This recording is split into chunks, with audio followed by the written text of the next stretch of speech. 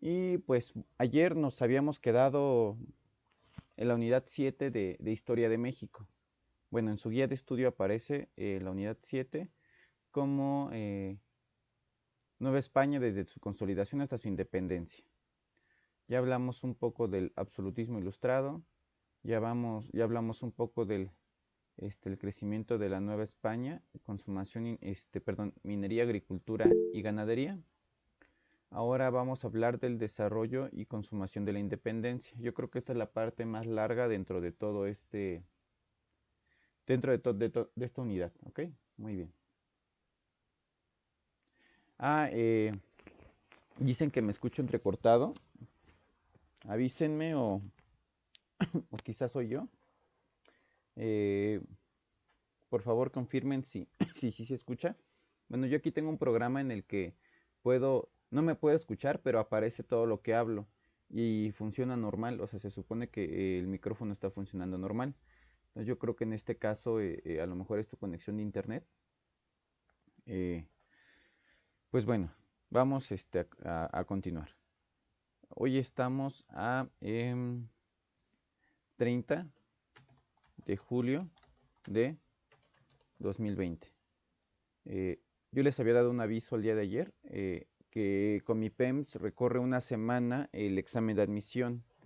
Así como vamos de los temas, posiblemente me falten uno que otro tema, ¿ok? De dar clase. Pero pues también lo que me preocupa dentro de todo de esta situación es que ustedes puedan repasar. O sea, por ejemplo, quizá en lugar de darles a lo mejor que me faltara, no sé, a lo mejor un tema de español o algo, un tema de química, un tema a lo mejor de historia, etcétera. En lugar de darles un tema nuevo, si está muy difícil, lo que voy a hacer va a ser una clase de repaso de algunos temas y ustedes también tienen que ir repasando. Yo les había explicado que en clases presenciales yo me acuerdo que una vez les hice el comentario de que si el examen es de 10 temas, es más fácil repasar 8 que aprender dos nuevos, ¿no? En ocasiones, porque tú ya la información ya la tienes. Entonces, pues repasen, jóvenes, tienen una semana más, aprovechenla. Y pues bueno, ya vamos a continuar con esto desde la consolidación más bien desde la consumación de la Nueva España hasta la independencia, ¿no? Muy bien, entonces, como ya habíamos hablado ayer acerca del absolutismo ilustrado, pues, pues les hablé que la monarquía, ¿no? Fue un modelo político que fue predominante en Europa. Ustedes dicen, ¿cómo es un modelo político? Pues acuérdense que también existe la república, entonces en este caso pues está la monarquía, ¿no? Muy bien, que era pues prácticamente imperios. Tenemos concentración de poderes, tenemos también que los habitantes no tenían derechos, ¿no? Tenemos dentro de todo esto que yo les platiqué que hubo ¿qué más? Bueno, además de concentración de poderes, hubo eh, una economía totalmente desarrollada bajo la minería, también una parte de agricultura y ganadería, pero era más para consumo interno, autoconsumo de las haciendas. ¿Qué más les hablé? Y les hablé de las reformas borbónicas, yo me acuerdo, ¿no? Pero ahora pues vamos a hablar de la independencia de este territorio. Muy bien. Las reformas borbónicas son importantes porque van a ser como, junto con la Constitución de Cádiz, de España, de 1808, van a ser como un punto, un aspecto que va a influir demasiado en lo que es la toma de decisiones de los peninsulares, ¿no? En esta parte, ¿no? Para volverse parte del bando que quiere la independencia de México, pero que no va a querer la independencia de México para beneficio de las personas, sino que va a querer la independencia de México para seguir conservando sus privilegios. O sea, tenemos esta situación. ¿Ok, jóvenes? Muy bien. Entonces, pues déjenme ver cómo comienzo. Pues voy a comenzar con sus causas, ¿no? El movimiento de independencia, pues un poco de sus antecedentes y un poco de sus causas. ¿Ok? Pues antecedentes, van a ser quizá lo mismo, ¿no? Eh, pues sus antecedentes, bueno, voy a poner antecedentes y causas, puesto que en algunos casos van a ser la misma, antecedentes y causas. Pues uno, lo voy a dividir como internas y, en otro lado, externas. En este caso, por ejemplo, las internas, pues vamos a tener que existir una pobreza extrema en la población. Pobreza extrema. Esta pobreza extrema, pues no solamente estaba acompañada de pues enfermedades, de hambre, sino de también trabajos forzados, ¿no? Trabajos forzados. Entonces tú tenías una población sumamente trabajadora que vivía en la pobreza. Prácticamente la población que vivía en la pobreza eran los campesinos, población campesina.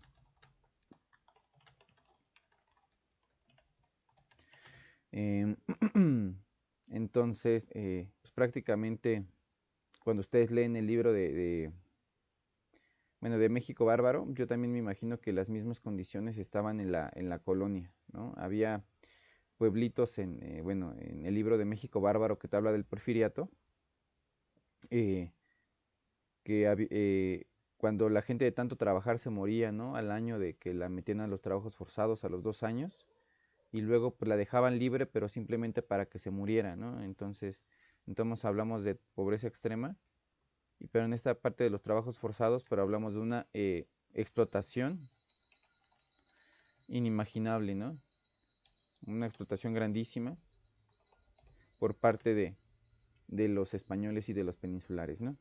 Muy bien, entonces, como les digo, como la explotación era grandísima, hay algo que se llama enfermedades del trabajo, ¿ok? Entonces también padecían enfermedades, ¿no?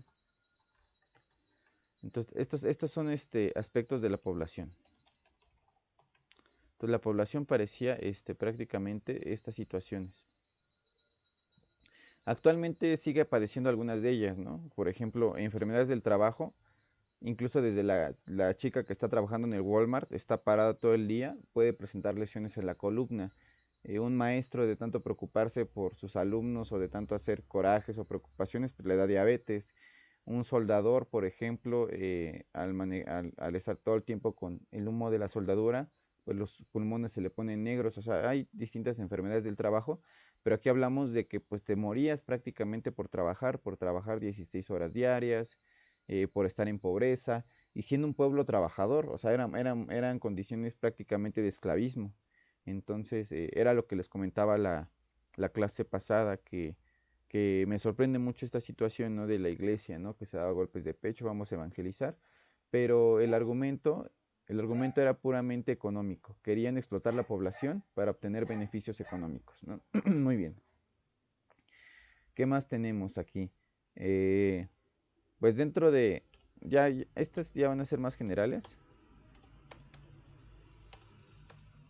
Por ejemplo, tenemos que los criollos, por ejemplo, en este caso, eh, por las reformas borbónicas,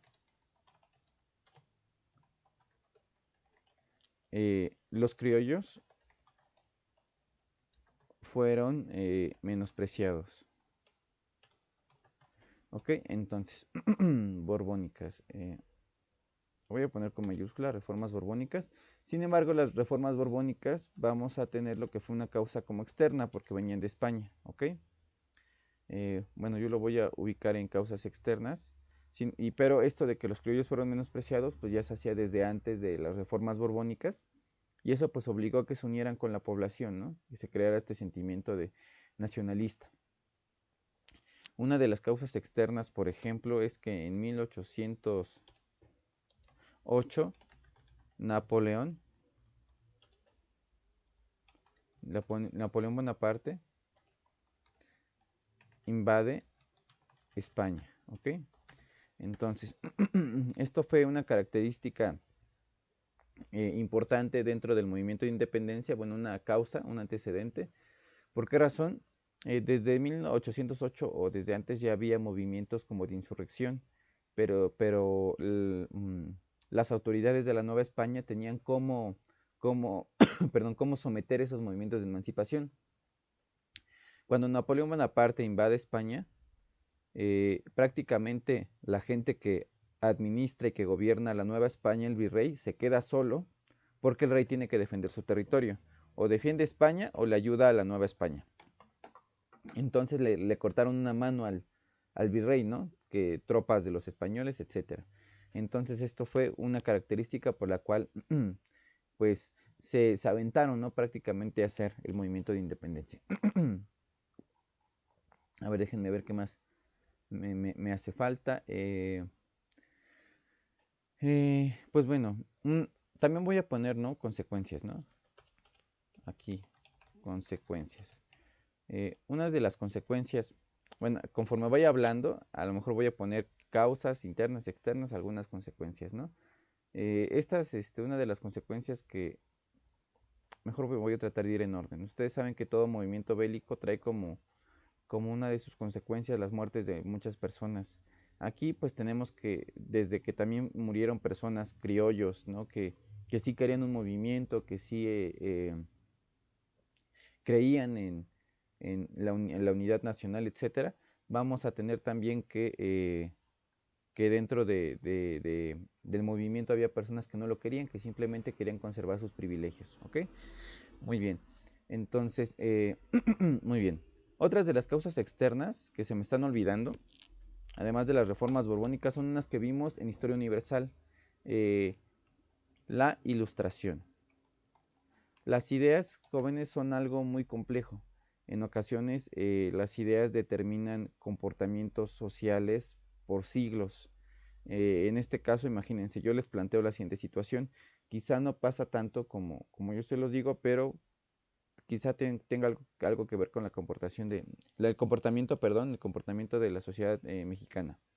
Cuando vienen los españoles, los que vienen a conquistar, prácticamente pues es lo peor de España, ¿no? Vienen ladrones, asesinos, violadores, etcétera. Al momento de que ellos son los encargados de administrar muchas de las partes de lo que es la Nueva España, pues los valores que tienen de robar y todo eso se perpetúan y por ejemplo, al momento de que se robaban, incluso le robaban a la corona española, eran corruptos, esta idea de la corrupción pues se perpetúa, ¿no? Y llega incluso hasta ser parte del comportamiento de cualquier mexicano, diciéndose comentarios, por ejemplo, ¿no? Muy, muy estúpidos, pero la gente dice es que el que no tranza no avanza, ¿no? Entonces muchas veces uno se tiene que someter a prácticamente al sistema.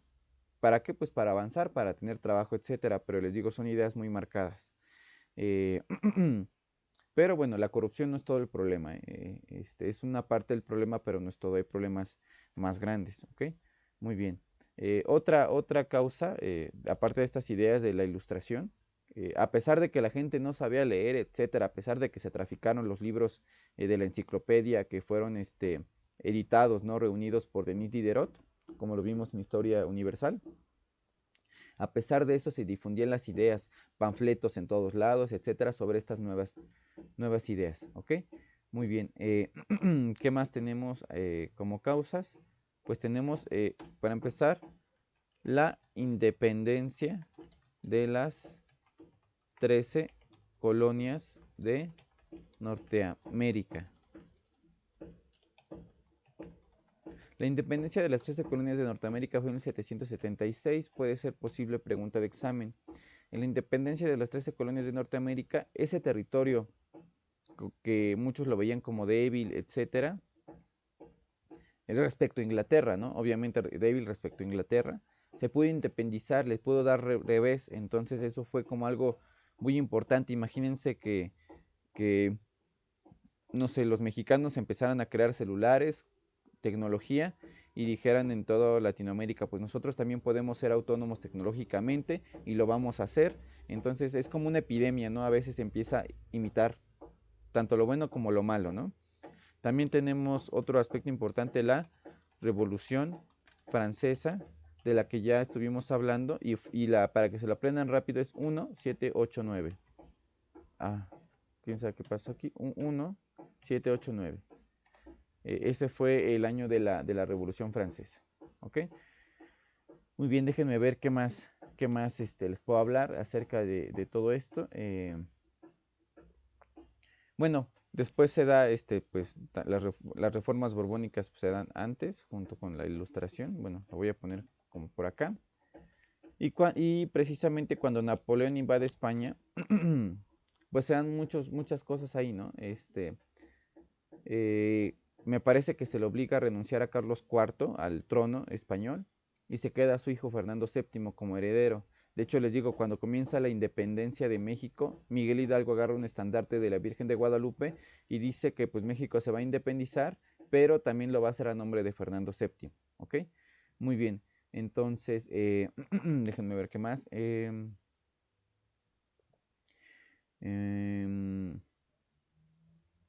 no, esto que les quiero comentar, yo creo que ya es parte del movimiento de independencia, pero pues ahorita estamos en causas. Ahorita vuelvo a hablar de todo eso, ¿no? Pero de todas maneras les menciono tantito que precisamente pues se iba a hacer un movimiento de independencia.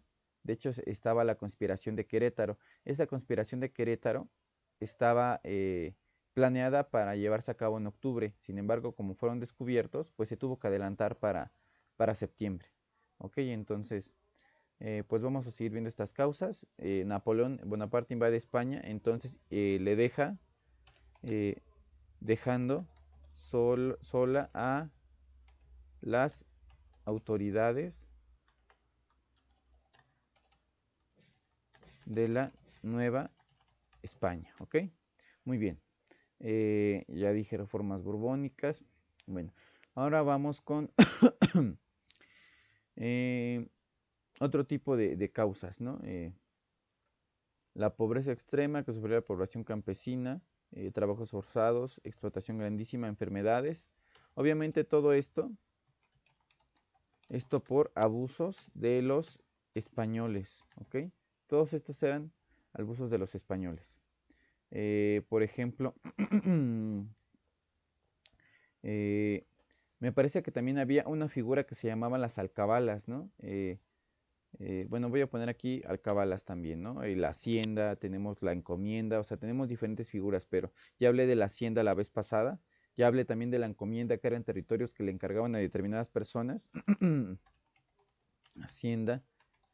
O sea, eran situaciones súper feas que incluso se perpetuaron en lo que fue el México independiente, ¿no?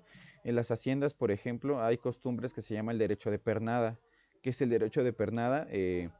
Pues prácticamente si alguien se quiere casar, la primera noche que tiene que pasar, por ejemplo, la mujer la tiene que pasar con el dueño de la hacienda, ¿no? Entonces, bueno, son costumbres pues horribles, costumbres que pues nos deberían de enojar, ¿no? De que se perpetuaron, incluso siguen persistiendo estas costumbres en algunos estados de la República. Pero bueno, la encomienda ya les dije, no eran territorios encargados a personas que los podían quitar, eran momentáneos, pero estas personas explotaban a esa población y se encargaban de darles la religión. Muy bien. Y ahora vamos a hablar de las alcabalas, ¿no? Por si preguntan, las alcabalas pues tiene que ver prácticamente con ciertos impuestos, ¿no? Que se cobraban a la población sobre la compra y la venta de, de mercancías. Según yo, las alcabalas era el 10%, ¿no? De impuestos, ¿no? Que era a toda la población sobre todo lo que tenían, si era su casa, si no era su casa, etcétera, ¿no? Entonces, pero pues como ustedes saben, mucha gente pues trataba de eludir este impuesto, ¿no? Muy bien. ¿Qué más tenemos aquí? Y tenemos también que como España ya había perdido dinamismo en cuanto a la economía, no era suficiente tener oro, sino también tener tecnología como Inglaterra. Entonces le voy a poner estancamiento español y estancamiento de los territorios coloniales, ¿no? Bueno, estancamiento, ¿a qué me refiero? Cuando hay un estancamiento económico, suceden dos cosas, ¿no? Les empieza a ir un poquito mal a la gente rica y la gente mala le empieza a ir de súper feo, le empieza a ir súper mal, ¿no? Entonces, precisamente cuando hay una crisis económica, cuando se discute la política económica dentro del país, cuando los gobernantes están discutiendo qué hacer, prácticamente están discutiendo quién va a pagar los costos de la crisis, que por lo regular es la población. Entonces, pues aquí en población, bueno, también lo voy a completar como desigualdad por la sociedad de castas. Esa fue una causa. Como ya les dije, las alcabalas pues son impuestos. También de estos impuestos tenemos el quinto real, impuestos como el quinto real y el diezmo, por ejemplo, ¿no? ¿Qué más tenemos? Internas, precisamente, los criollos fueron menospreciados. Esto generó rivalidades entre criollos y peninsulares, ¿no? Creo rivalidades, ¿no? Entre peninsulares. Peninsulares, muy bien. Les dije que en este momento también estaban hiperando ciertos sentimientos nacionalistas de unificación de territorios en Europa. También esto se perpetuó en lo que fue el territorio de América, ¿no? Vemos el caso de la unificación panamericana, de la unificación sudamericana con Simón Bolívar, etcétera, ¿no? Muy bien. Aquí, por ejemplo, las reformas borbónicas, vamos a tener que era con un excesivo control control administrativo de las colonias, ¿no? Que prácticamente lo que les comentaba de esto es que comenzaron a cobrar más impuestos, a mandar más auditores para revisar que se estuvieran cobrando los impuestos, quitarles puestos importantes a los criollos, etcétera.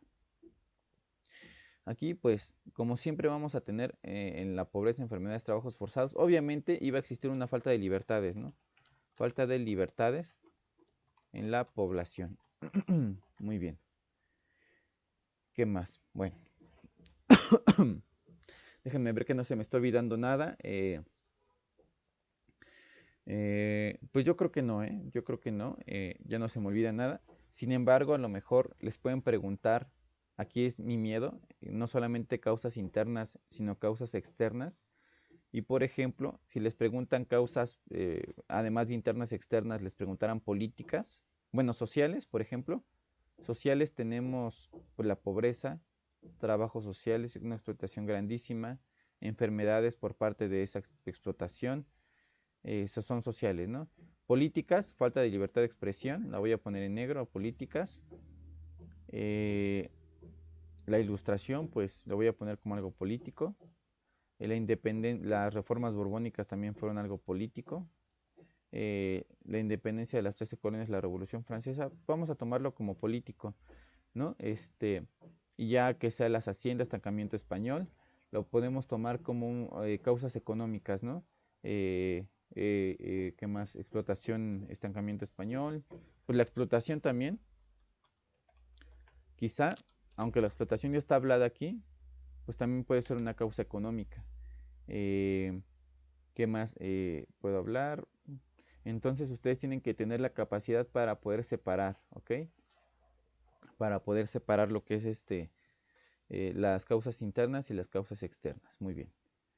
Bueno, ahora vamos a hablar de, pues más que nada, las etapas del movimiento. Pues yo aquí ya les había hablado de las consecuencias. Algunas de las consecuencias, pues fue muchísimas muertes, ¿no? De la población. También les digo, hubo criollos que sí querían el movimiento, muchos los asesinaron, hubo personas que se aprovecharon del movimiento, etcétera. Muy bien, entonces vamos a hablar del movimiento de independencia. Nada más, permítanme tantito.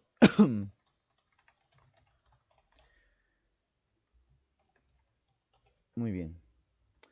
Se supone que queda establecido oficialmente que la independencia de México fue el 16 de septiembre de 1810. Nosotros la vamos a manejar así porque pues es la fecha oficial, ¿no? Muy bien. Entonces, posiblemente nos sea más fácil si la dividimos en etapas. Ajá. no sé, la campaña de Hidalgo, la campaña de Morelos, una fase de estancamiento y ya la consumación. Entonces, pues vamos a hablar, que les digo, muchas veces se divide estas en etapas, en etapas. Sin embargo, déjenme revisar que no se me esté olvidando nada, nada, nada, nada, nada. Déjenme ver. Creo que no. Creo que no se me está olvidando nada, ¿no? Muy bien. Pero ¿qué más les podría hablar para que se entienda un poco esto de la independencia de México?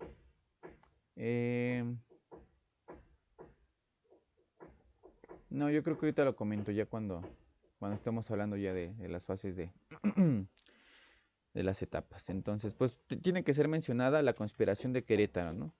La conspiración de Querétaro, por un lado, pues tiene que ser mencionada porque, aunque hubo movimientos de levantamiento antes de la conspiración de Querétaro, yo espero que no se los pregunten, no son tan conocidos, pero sí hubo movimientos que se intentaron separar desde antes, ¿no? Muy bien. Eh, Muy bien, entonces les digo, hubo una conspiración de Querétaro y prácticamente pues es pues el antecedente más próximo al estallido de la independencia de México, ¿ok? Muy bien, el propósito de la conspiración pues prácticamente era pues levantarse en armas y separarse, ¿no? Muy bien, sin embargo pues les digo, en esta conspiración pues a pesar de que eran criollos, muchos de ellos pues querían, ¿no? Querían reunir un gobierno, independizarse, pero ya cuando formaran un gobierno lo hicieran en nombre de Fernando VII, ¿no? Entonces, el propósito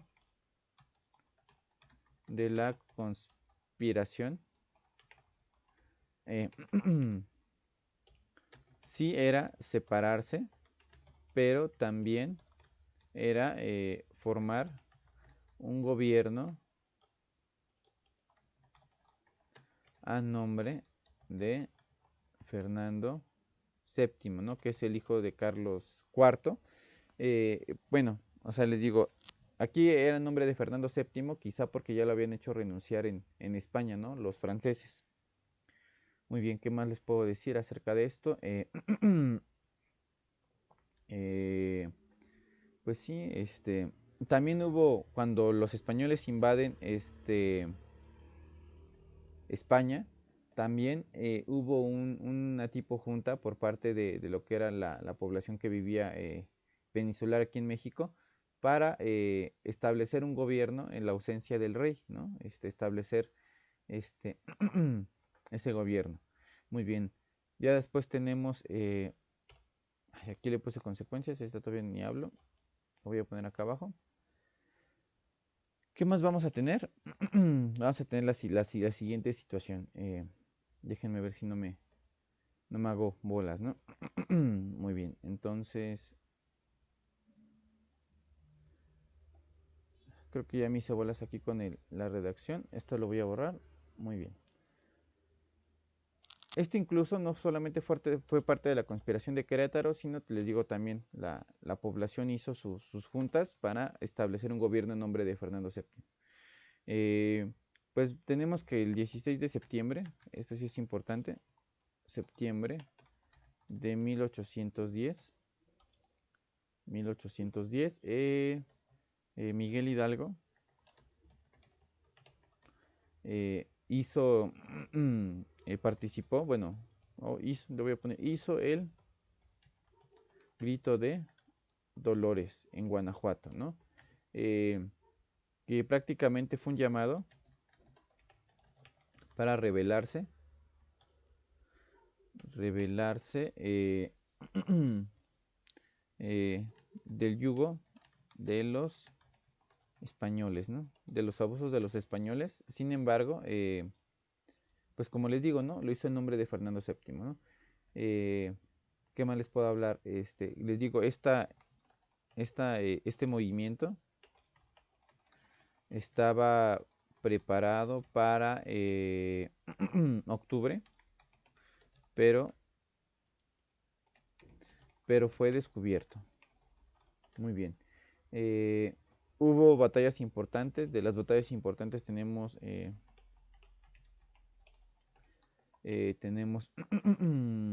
la batalla del Cerro de las Cruces y el puente Calderón, ¿no? Batalla del Cerro de las Cruces y la batalla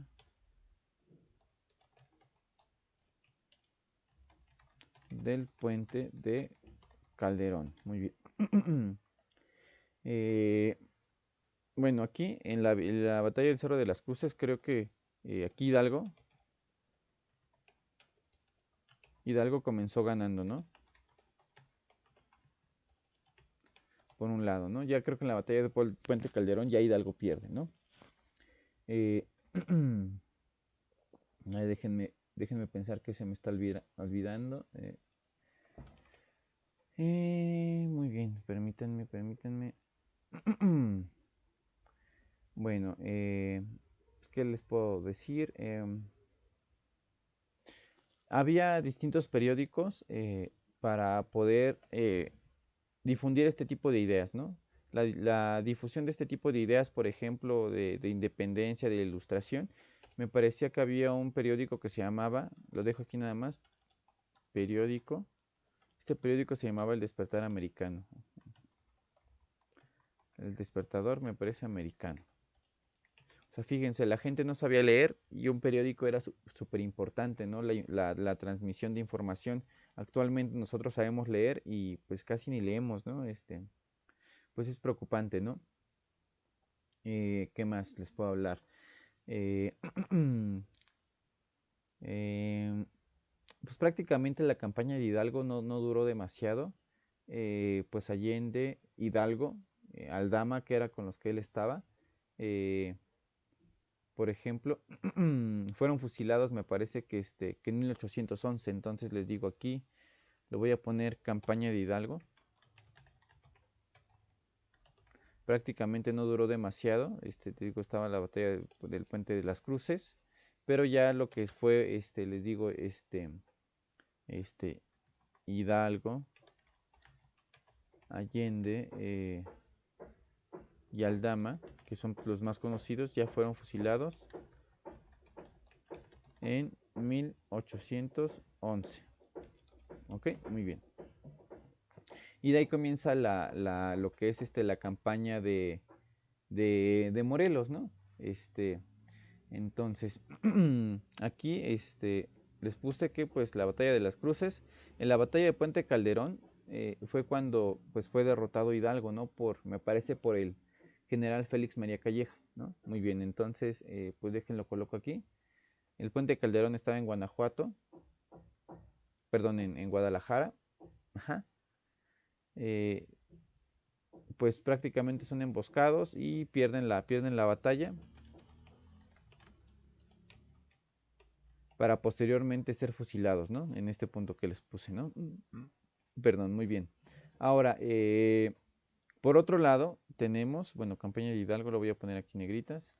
Por otro lado, tenemos como acontecimiento importante que ya estaba en plan la constitución de Cádiz, entonces le voy a poner la población española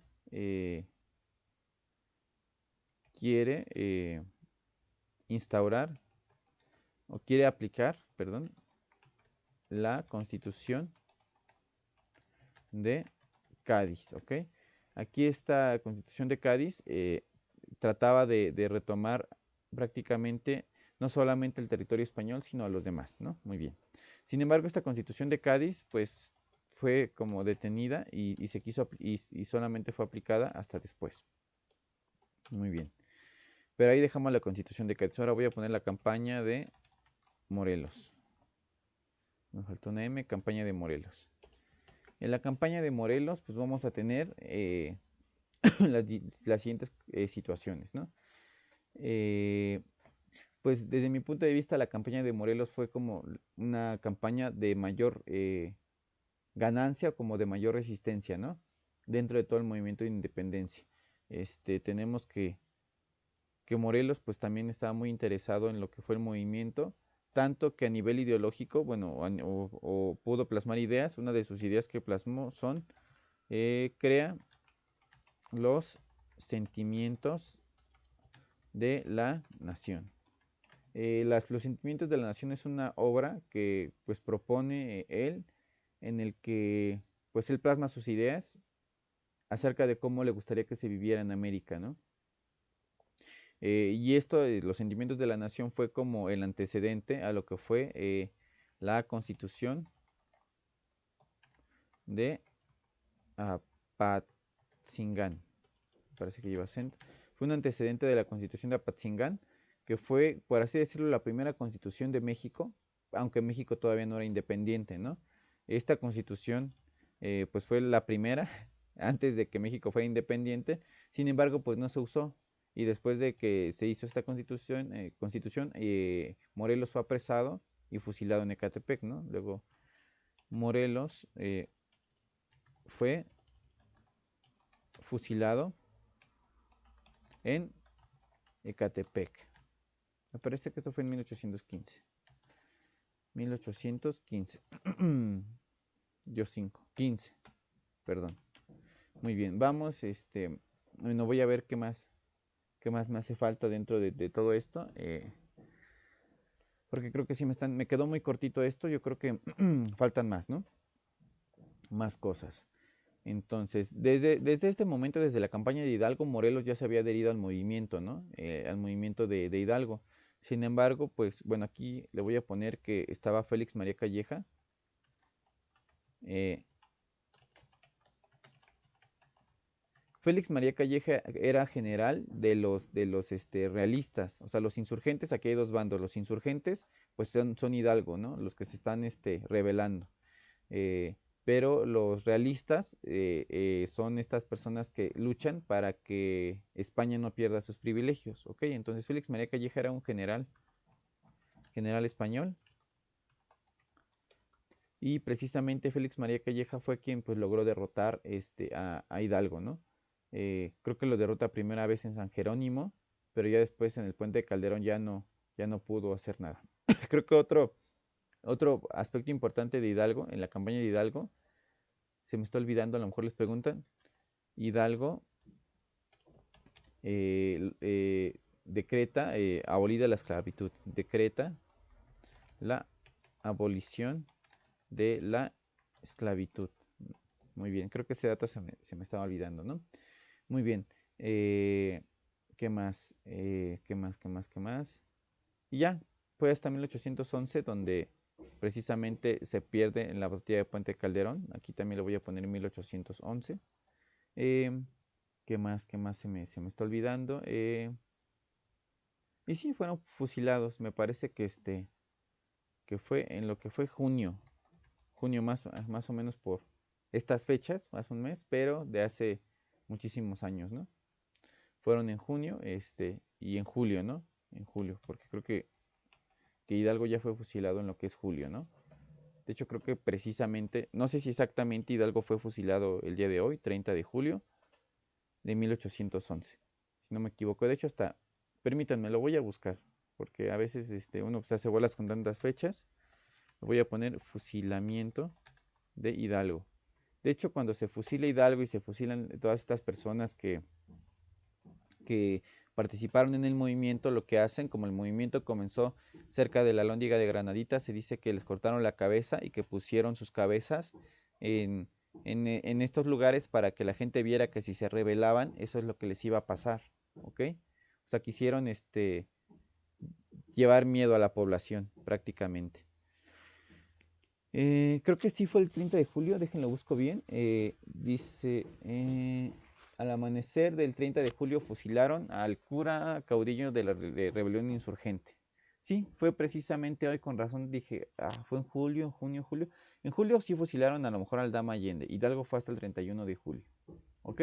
De 1811. Eh, Creo que fue en la ciudad de Chihuahua, Hacienda Corralejo. eh, en la Intendencia de Guanajuato, ¿no? Muy bien. Hasta latinamos a la fecha para estudiar estos momentos. Bueno, vamos a continuar con lo que es la campaña de Morelos. Según yo ya no se me olvida nada de lo que fue de la campaña de Hidalgo. Ahora vamos a hablar de la campaña de Morelos. Según yo, no se esperaba como mucho de la campaña de Morelos. Sin embargo, creo que fue el que más más batalla dio a lo que es a los españoles, ¿no? Muy bien, me acuerdo de algunas historias, ¿no? De acerca de Morelos. Hay una historia muy importante, bueno, sobre el sitio de Cuautla, ¿no? Prácticamente, imagínense una situación en la que estaban los aztecas sitiados por los españoles en Tenochtitlan en 1519, 1520, y lo que hizo Hernán Cortés fue cortar suministros de agua, cortar provisiones, etcétera. Entonces eso desgastó a la población, aparte de las enfermedades, etcétera, y luego Hernán Cortés atacó lo que es Tenochtitlan. En esta parte, en el sitio de Cuautla, pasó algo muy similar. Hagan de cuenta que eh, Morelos estaba prácticamente acorralado, prácticamente sin alimentos, sin suministros, eh, con todas las características para que perdiera en ese momento. Sin embargo, logró escapar con gran parte de su población. Hay muchas historias, por ejemplo, que hablan sobre el sitio de Cuautla. Yo me sé una, no sé qué tan cierta sea, pero habla que precisamente pudieron escapar en la noche, engañando a los vigilantes eh, a los vigilantes de esa zona, ¿no? Que estaban en el sitio de Cuautla, ¿no? Se les ocurre mandar a mujeres, ¿no? Para poder engañar a los vigilantes en ese momento, ¿no? Y pudieron escapar. Muy bien. Se dice, ¿no? Que hasta Napoleón no hubiera querido, ¿no? Personas como Morelos en cuestiones de guerra.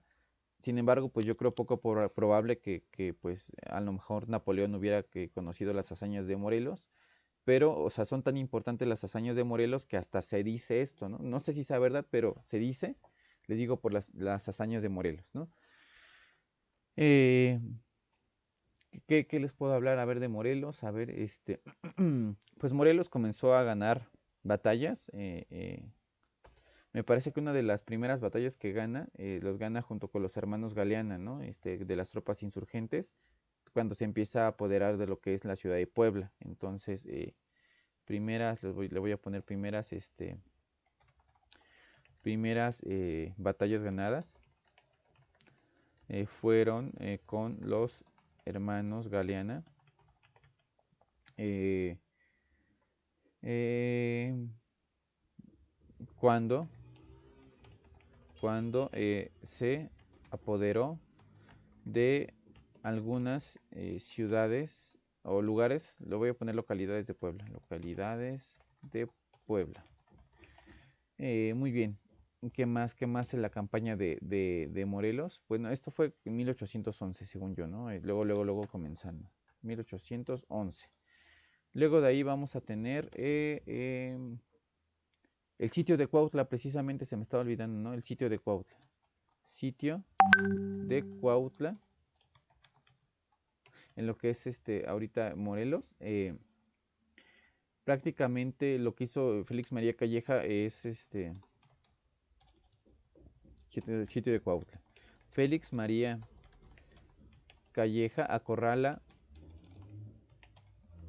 a el general Morelos y precisamente a pesar de que Félix María Calleja era una persona sin escrúpulos, ¿a qué me refiero que era sin escrúpulos? Creo que alguien se está intentando conectar apenas.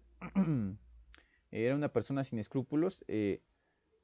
No, Félix prácticamente se supone que cuando hay una guerra, una persona, bueno, los militares no deben de atacar la población, simplemente se deben de pelear con militares. Pero lo que hacía Félix María Calleja era hacer una guerra de exterminio y atacar los pueblos, estuvieran participando o no estuvieran participando en el movimiento de independencia, ¿ok? Hagan de cuenta que, no, pues es precisamente como grave, ¿no? De hecho, en la guerra de Vietnam, yo les platiqué cuando vimos Historia Universal, se utilizaban estas mismas prácticas. El ejército norteamericano muchas veces atacó ciudades que tuvieran o no tuvieran que ver, atacó ciudades, ¿no? Enteras, matando niños, mujeres, tuvieran o no tuvieran que ver con la guerra o con el movimiento. Aquí Félix María Calleja hizo lo mismo, ¿no? Muy bien. ¿Qué más les puedo hablar de este movimiento? Pues ¿Quién sabe cómo le hizo Morelos? O sea, les digo, hay muchas historias, pero quién sabe cómo lo hizo Morelos porque logró que sus tropas salieran de ahí. O sea, prácticamente él ya estaba vencido y logró sacar todo, ¿no? Después de eso, pues le digo, en esta época, en estos años estaba la Constitución de Cádiz, 1818, y precisamente como se estaba desarrollando la Constitución de Cádiz, no se aplicó del todo en ese año, pero planteaba mayor libertad política, mayor libertad de pensamiento, etcétera. También aquí hablamos de que estas ideas también están floreciendo en lo que es el territorio con los sentimientos de la nación, ¿ok? Eh, muy bien, me parece que en este momento, eh, en este momento ya más o menos que están los sentimientos de la nación, ya Félix María Calleja se convierte en virrey. eh, Félix María Calleja se convierte en virrey y sigue luchando contra los insurgentes. Ya en 1813, ¿qué voy a poner? En 1813 se convoca o se hace el Congreso de Chilpancingo. Congreso de Chilpancingo, ¿ok? Ante el cual pues redactaron lo que fueron los sentimientos de la nación, ¿no? De hecho, este lo voy a poner aquí. En el Congreso de Chilpancingo se redactan lo que son los sentimientos de la nación. Muy bien, ¿qué más les puedo hablar? En estos sentimientos de la nación, tanto tenía ideas muy progresistas para su momento, pero también se veían plasmado pues, los vicios que uno tiene de la época, ¿no? Por ejemplo, para explicarme mejor, son costumbres. Les voy a decir, les voy a contar a lo mejor un chiste para que se entienda, ¿no? A qué me refiero. En los sentimientos de la nación veían cosas muy innovadoras, pero también cosas como que ahorita las podríamos ver atrasadas. Por ejemplo, imagínense que, por ejemplo, en la Constitución de México, creo que de hace muchos años, del México postrevolucionario, me parece que la del 17, creo que se permitía que pues el hombre, ¿no? Le pegara a la mujer siempre y cuando el golpe no le durara más de 2 días, ¿no? Y eso pues está prácticamente mal, ahorita pues nosotros lo veríamos mal, ¿no? Otras ideas anticuadas, no sé, hablando sobre la población eh, bueno, de otro género, de otros gustos o preferencias sexuales, si esas ideas las llevamos hace un siglo, por ejemplo, o hace 80 años, incluso en Europa, que están los nazis en este momento, pues prácticamente pues serían insostenibles, ¿no? Pero ahorita ya son permitidos, ¿no? Muy bien. Pero bueno, entonces les digo, a veces cambian, ¿no? En el caso de los sentimientos de la nación, tenía ideas súper innovadoras, bueno, digo súper innovadoras para ese momento porque rechazaba totalmente, rechazaba totalmente a la esclavitud. Eh, pues aquí esto es importante porque la rechazaba en un sentido más humano, planteaba lo que era una igualdad. No era como la guerra de secesión que era por una cuestión de costos y que si necesitabas esclavos, a pesar de que ya se abolió la esclavitud, pues no importaba, tú les decías que esos negros cometieron crímenes y los encarcelaban y los obligaban a hacer trabajos forzados. Aquí, por ejemplo, Hidalgo lo planteaba de otro sentido, ¿no? Que se suprimiera la esclavitud, pero también planteaba una igualdad, porque estaba muy marcada lo que era la sociedad de castas. Se dice que, bueno, esto le digo, lo he escuchado a veces cuando he ido a museos y me platican, etcétera, ¿no? Quizá sea errado, pero dicen que Morelos utilizaba paliacate en su cabello porque tenía el cabello chino. A pesar de que era como una persona morena, medio apiñonada, medio clarita, le daba vergüenza tener cabello chino porque eso significaba que tenía ascendencia africana. Y el cabello chino pues es sumamente hermoso. Por ejemplo, a mí me encantan las personas que tienen el cabello chino. Yo quisiera tener el cabello chino, no lo tengo, pero en ese momento algo a lo mejor tan bonito, bueno, para mí o para algunas personas, eh, era visto como algo feo, ¿no? Algo que te debería de avergonzar. Entonces esta igualdad pues es súper importante, no solamente la igualdad. sin discriminación, sino igualdad ante la ley, porque sabemos que hay fueros. Los fueros, por ejemplo, para que se lo aprendan, los fueros, actualmente creo que lo tienen los diputados, los fueros pueden cometer crímenes los diputados y no les pasa nada. Hay fueros militares, en este momento era peor, ¿no? Fueros militares, fueros eclesiásticos y fueros para las personas, ¿no? De la alta aristocracia. Podían cometer crímenes, matar, hacer y deshacer y no les pasaba nada. La ley solamente se aplicaba a la gente pobre, ¿no? Y era pues una ley medio tonta porque te podían inculpar de cualquier crimen. ¿Ok? Muy bien, me parece que en el billete de 50 pesos, viene una frase de Morelos. eh, viene una frase de Morelos. Déjenla busco, pero precisamente abarca ese sentimientos de esa parte de los sentimientos de la nación. Déjenme, busco. Pero según yo, la frase que viene en el billete, según de 50 pesos, dice que la esclavitud se proscriba para siempre, para siempre y lo mismo en la distinción de castas, quedando todos iguales, no solo se designará a un americano entre vicio y la virtud. O sea, esta es una idea súper importante porque precisamente lo que debe de separar a un hombre de otro no es su apariencia física, sino solamente sus vicios y sus virtudes. ¿Ok? Les digo, aquí hay una idea medio rara, con la discriminación. En México está bien raro porque la televisión eh, reproduce eh, que la gente guapa es la gente blanca, reproduce ciertas condiciones que en cierta medida también tienen que ver con el racismo. Sin embargo, históricamente los que han cometido mayores crímenes son los blancos, ¿no? O sea, la población indígena pues fue brutalmente asesinada por gente blanca. Entonces digo, ¿cómo tenemos bien marcado en la mente que la gente buena es la gente blanca si precisamente puede ser lo contrario? Bueno, en datos, ¿no? En hechos es lo contrario. No estoy diciendo que la gente blanca sea mala porque es blanca, no, tampoco, ¿no? O sea, precisamente les digo esta idea revolucionaria del billete de 50 pesos que aparece aquí, es súper importante. Eh, dejen la pego, para que ustedes la tengan. Eh, eh, Muy bien. Este es un fragmento, ¿no? De un sitio web, que dice que la esclavitud se proscriba para siempre, lo mismo que la distinción de castas, etcétera. Bueno, vamos a continuar. De hecho, hasta me atrevo a decir que por eso quitaron el billete de 10 pesos, ¿no? Había un billete de 10 pesos anteriormente que tenía una frase: la tierra es de quien la trabaja. Entonces, pues hay que ser observadores en cuanto a lo que tenemos, ¿no? Muy bien. Después de esta campaña de Morelos, les digo, ya en 1814 se proclama la Constitución de Apatzingán, que fue, pues, les digo, la primera de México, sin ser México, eh, pero que, pues que no se pudo aplicar, ¿no? En esta Constitución, les digo, había ideas tanto innovadoras. Los sentimientos de la nación se utilizaron para hacer la Constitución de Apatzingán. Sin embargo, pues en estas ideas todavía se aceptaban ideas tradicionales como religión,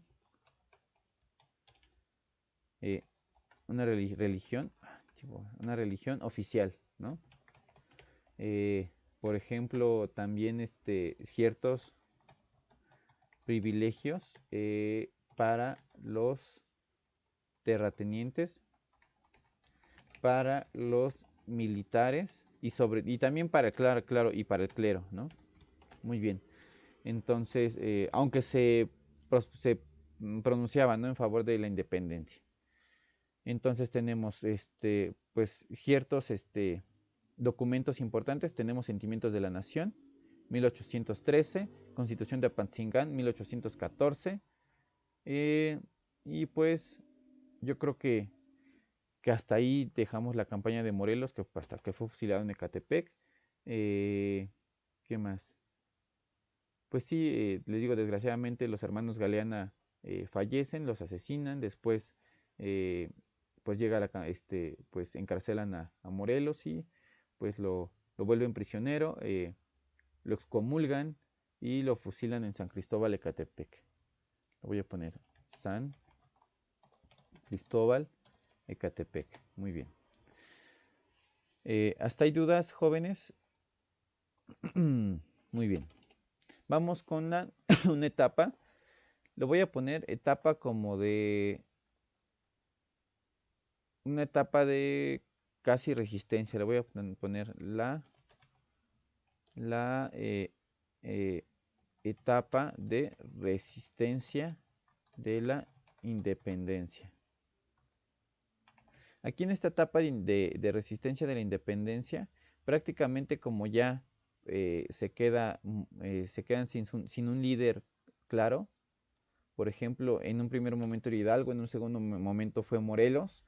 En esta etapa, pues se da como una guerra de guerrillas, hay levantamientos, pero no hay un claro movimiento, no hay una organización masiva a tal grado que permita o independizar al país o someter el movimiento de independencia. ¿Por qué? Porque en todos lados se levantan algunos, etc.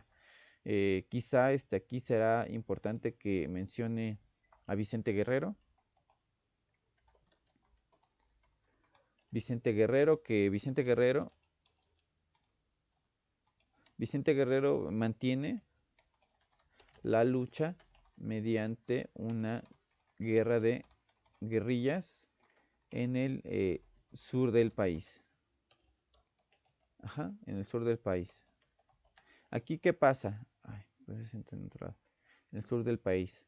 La guerra de guerrillas prácticamente es emboscar al enemigo, hacer el mayor daño posible, porque como no tienes un ejército grande, imaginemos, no sé, 20, 30 personas, hacer el mayor daño posible, retirarte. En eso consiste la guerra de guerrillas, ¿no?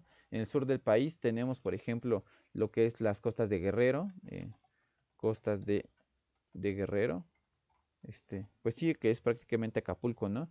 Y por otro lado, tenemos que, pues Francisco Javier Mina, también se hace aparecer, ¿no? Francisco, lo voy a poner, creo que es con X, Javier Mina, ¿no? Creo que se escribe con X, Mina. Pues era un español, ¿no? Que se vino a luchar a lo que fue el territorio de la Nueva España. Pero déjenme ver si no se me olvida algo, déjenme acuerdo. Bueno, esto estaba pasando por un lado, pero por otro lado me parece que desde antes, creo que regresa ya Fernando VII. Séptimo me parece que regresa al poder después de que lo manda a la goma Napoleón, logran recuperar España y, ¿cómo lo puedo decir? Desconoce la Constitución de Cádiz, ¿no? Y desconoce la Constitución de Cádiz. Ajá, bueno, esto lo pongo porque van a decir, no, que la Constitución de Cádiz ya iba a tomar en cuenta, aquí les puse en 1812, ¿no? Creo que se las puse, sí, por acá. ¿Dónde está? Bueno, por aquí había puesto la Constitución de Cádiz, ¿no? Yo les comenté que la Constitución de Cádiz ya tomaba en cuenta las necesidades de toda la población que estaba en las colonias, y las tomaba en cuenta ya como españoles. Entonces, pues obviamente esto no le parecía a Fernando VII, ¿ok? Entonces, esto como no le parecía a Fernando VII, pues desconoce la Constitución, y obviamente por eso continúa una etapa de resistencia de la independencia, porque si la Constitución de Cádiz se hubiera aplicado y le hubieran quitado los privilegios a los conservadores en la Nueva España, quizá desde ese momento se hubiera independizado el país, ¿ok? Entonces, para que vean, ¿no? Cómo es como no está la Constitución de Cádiz, no representa un peligro para los intereses de los conservadores en la Nueva España, entonces pues no se van a independizar porque van a seguir teniendo los privilegios. Y por eso es la guerra de guerrillas. La gente, por tanto hartazgo, a pesar de que pongan cabezas cortadas afuera de las haciendas, la gente seguía teniendo tanto coraje que se rebelaba. Ok, muy bien. Después, me parece que pues Fernando VII envía tropas combatir el movimiento de independencia en México. Tenemos pues que en este momento pues ya cae Morelos, eh, y pues en esa época pues el movimiento pues pierde poder, se queda Vicente Guerrero, les digo, luchando en el sur del país, pero es más como una resistencia a una ofensiva, o sea, apenas está resistiendo lo que es la ofensiva del general Calleja, ¿no? Que en ese momento ya es el virrey. Eh, y como les digo, el general Calleja, pues, eh, a pesar de que una persona haga el movimiento, lo que hacía era masacrar todos, ¿no? Es como cuando el profe se enoja, ¿no? Un alumno le dice, oiga, profe, es que explica feo, pues explíquenos más bonito, con más calma, y el profe se desquita con el grupo. Hagan de cuenta que si era Calleja, unas personas se le oponían, pero él masacraba o mataba a muchas poblaciones, ¿no? A poblaciones enteras. Entonces, ya después, qué bueno que sucedió, en 1817 me parece, o 1816, Félix María Calleja fue sustituido por un nuevo virrey que fue Juan Ruiz de Apodaca. Entonces, bueno, Félix María Calleja, sí lo tienen que ubicar, a lo mejor Juan Ruiz de Apodaca, ¿no? Y ya después Juan Ruiz de Apodaca cambió un poquito la estrategia, ofreció indulto, ofreció un perdón a los que se arrepintieran de ser insurgentes, ¿no? Y ya después tenemos como último virrey, a Juan O'Donoghue, pero déjenme ver si no se me olvida algo que les quiero comentar, muy bien. Pero mientras vamos con Francisco Javier Mina, ¿ok? Con Francisco Javier Mina voy a puntear esto. Voy a hacer un punteado de esto para que sea mejor. Vamos con Francisco Javier Mina. Francisco Javier Mina era un español que había participado en la liberación de España de los franceses. ¿Ok? Y entonces dicen que Francisco Javier Mina, a pesar de que era muy joven, era tan inteligente que pues le dio una arrastrada, ¿no? Al ejército, a partes del ejército de Napoleón. Eh, pero que precisamente tuvo problemas con Fernando VII, entonces en venganza, Francisco Javier Mina se le, eh, este, por problemas, por conflictos con Fernando VII, decide darle un revés apoyando el movimiento de independencia en México. Pero ¿cómo pasó todo esto? Se dice que él se entrevista, Mina se entrevista, o Mina tiene una reunión con el fraile, Fray Servando Teresa de Mier, en el cual pues él le platica y dice, mira, ¿sabes qué? Vete a México, apoya el movimiento, quizá ya seas reconocido, ¿no?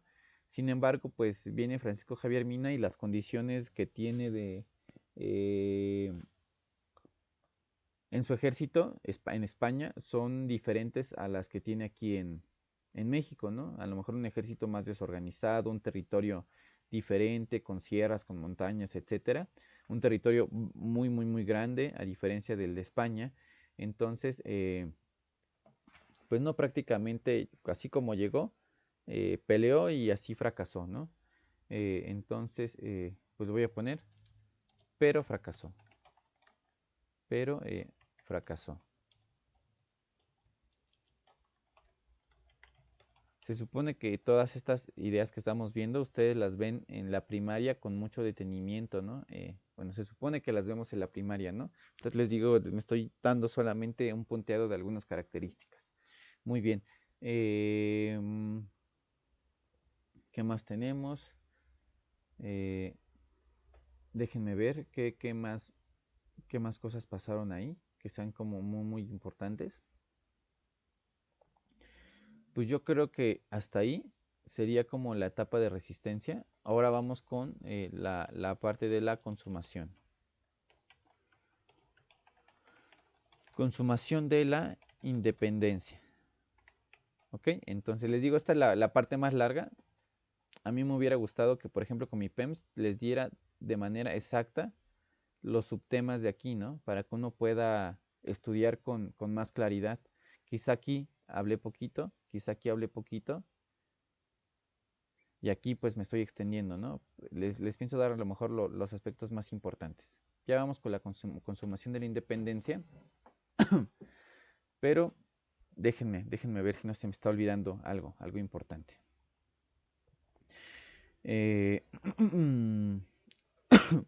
No, pues creo que ya es todo. Les daría batallas, pero pues no son tan importantes, entonces pues vamos a continuar. Eh, ¿Qué más hay de la consumación de la independencia? Me parece que hay un movimiento que enfrenta en España, ya en esta época, lo voy a poner 1819, 1820, hay movimientos que confrontan a Fernando VII, pero en territorio español. ¿Qué quiere decir esto? O sea, Fernando VII, su misma población ya no lo quiere porque precisamente cuando llega Napoleón Bonaparte me parece que huye, etcétera. Entonces, como monarca, pues ya no es bien visto. Entonces lo obligaron a renunciar, bueno, a renunciar. Este, bueno, más que renunciar, lo que sí estoy seguro es que prácticamente lo obligaron a establecer la Constitución de Cádiz. ¿Ok? Esto es lo que pasó. Eh, Dejen corrijo, territorio español. Y lo obligaron a establecer la Constitución de Cádiz, ¿no? Bueno, este aspecto es súper importantísimo porque ya establecer la Constitución de Cádiz en España, dicen ya ahora sí los conservadores, chale, ¿no? Pues ya no vamos a poder seguir con nuestros privilegios si nos quedamos como españoles, como parte de la Nueva España. Pues mejor nos vamos a independizar, ¿no? Entonces yo creo que eso fue lo que le dio el motivo a los conservadores para acceder a la independencia, ¿no? Muy bien, entonces aquí voy a poner, por, por otro lado, la gente rica en la gente rica en lo que es la Nueva España, que son en algunos casos más que nada peninsulares. También había criollos, les digo, en los dos bandos, ¿no? También criollos, criollos ricos, pues dijeron, no, pues yo creo que sí nos conviene mejor independizarnos y ya, ¿no? Entonces, en ese momento todavía estaba el virrey Juan Ruiz de Apodaca, eh, y me parece que y en ese momento también estaba Iturbide, ¿no? Ya Iturbide empieza a aparecer. Entonces, eh, se comienzan a hacer los preparativos para que cese la lucha, ¿no? Precisamente, mm, como, hasta se da el abrazo de Acatempan, ¿no? Le voy a poner el abrazo, antes de que se me dé, Acatempan. Muy bien. Entonces, aquí tenemos que en este momento teníamos que Iturbide estaba peleando contra Vicente Guerrero.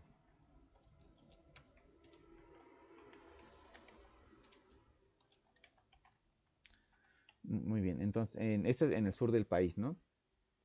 Muy bien, entonces se le ofrece perdón a Guerrero y le dice, ¿sabes qué? Pues ya vamos a acabar con la lucha, se quedan de ver en el pueblo de Acatempan y logran consumar aquí en el abrazo de Acatempan. Vicente y Guerrero, Iturbide, perdón, Iturbide y Guerrero logran, logran consolidar la independencia. Muy bien. Eh, que ya bien planteada la independencia, pues fue el plan de Iguala. ¿Ok? El plan de Iguala Guerrero, ¿no? Muy bien, el plan de Iguala, pues fue un acta más que nada como de independencia, un documento político que firmó Iturbide, o proclamado por Agustín de Iturbide, lo voy a poner así, proclamado por Agustín de Iturbide, en este movimiento, en este plan, que fue lo voy a poner firmado, ¿no? O redactado, firmado en febrero de 1821 en la ciudad de Iguala, en Guerrero, que declara a la Nueva España, declarando a la Nueva España como país independiente. Independiente. Muy bien, independiente. Tiene ciertas características, ¿no? Primero, establecer la independencia de México, ¿no? Este plan de Iguala. Entonces ya dije la independencia de México. La otra quería mantener el modelo político de la monarquía.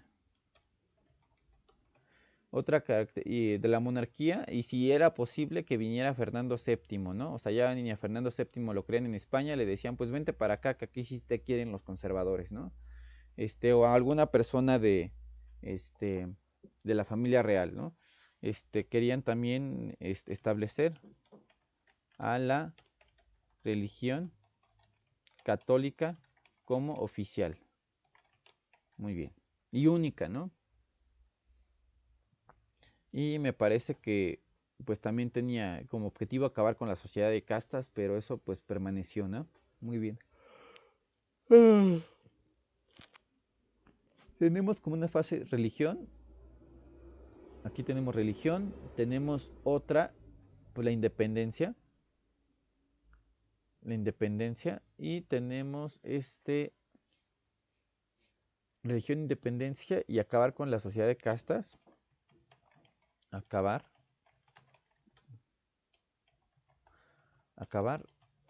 con las castas. En esta parte de acabar con las castas, pues vamos a tener que se plantea una unión de la sociedad, porque pues la sociedad no estaba unida. Unión de la sociedad. En esta unión de la sociedad, se van a plasmar entonces después lo que es tres principios, ¿no? De religión, independencia y unión, que son las tres garantías. Las tres garantías, que es prácticamente independencia, unión y religión. Y por eso estas tres garantías, después dicen, pues mira, ya está el ejército trigarante, el ejército de estas tres garantías, ¿no? Se forma el ejército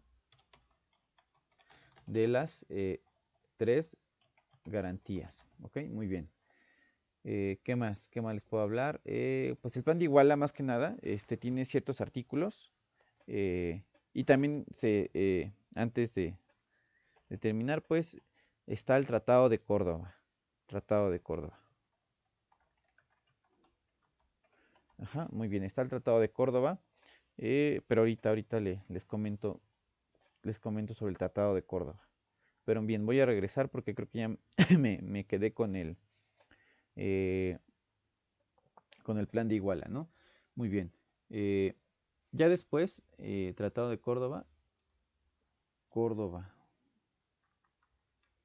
Bueno, el virrey Apodaca después fue sustituido por, otro, creo que duró poquito tiempo, que creo que se llama Francisco Novela. Entonces tenemos al virrey Francisco Novela, y después del virrey Francisco Novela, que inmediatamente que no dura, el que me interesa, que puede también ser pregunta de examen, llegamos al último virrey de la Nueva España, que fue Juan de O'Donoghue.